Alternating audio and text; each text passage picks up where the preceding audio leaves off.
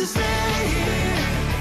We don't really have to take it all. Singer David Archuleta says he started writing his new book after one of his concerts when he was approached by a gay fan who reminded him of his younger self, a young man who was Mormon and who was struggling to come out to his family. And I asked him, I said, "Are you having suicidal thoughts?"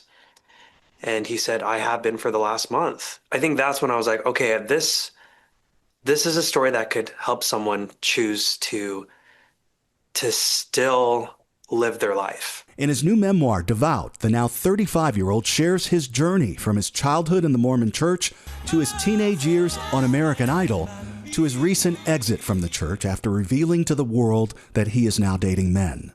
I was so devout to my religion. I was so devout to the authority figures in my life. I was constantly seeking their approval. One of those people was his father, who in his book says would belittle him and who had a reputation around Hollywood as a difficult stage dad. How hard was it for you to write about your father's role in all of this? It was difficult because I think I'd looked at him so often as like a threat to my peace. I was still seeing things through the eyes of my younger self.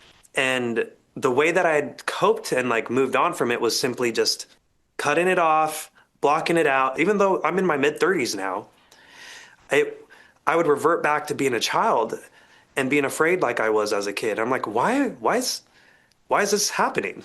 At the same time, he says it was his same father who changed his life, surprising him with tickets to the finale of the first season of American Idol and encouraging him to sing here right after the show in front of cameras from Good Morning America. He was just 11 years old.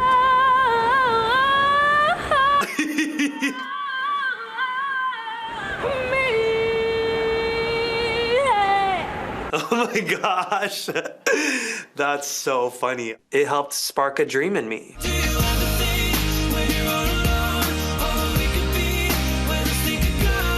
And I think that's where it was helpful to have my dad say, "Yes, you can," even though I hated him for it. And we butt heads so much, and I was afraid of him. His father told People magazine that "I love my son with all my heart and doesn't believe he was abusive," saying that "I've never felt like that was the case. I think a lot of times intention can be misinterpreted." I was angry at myself. I was angry at my dad. But I feel like I channeled that into a healthy way to say no more. Enough. And when I came out, all he said was, "David, I'm proud of you. And keep doing what you're doing." It meant so much, like it was healing for me. Archuleta has shared his journey of personal discovery with us over the years. What's your relationship with the Mormon Church right now? I don't consider myself religious now, because if that's what you say God is, then I don't want that. But I believe that there's something divine and something universal that connects all of us together. That's why I wrote this book. That's why I sing, because I wanted to connect to everything around me.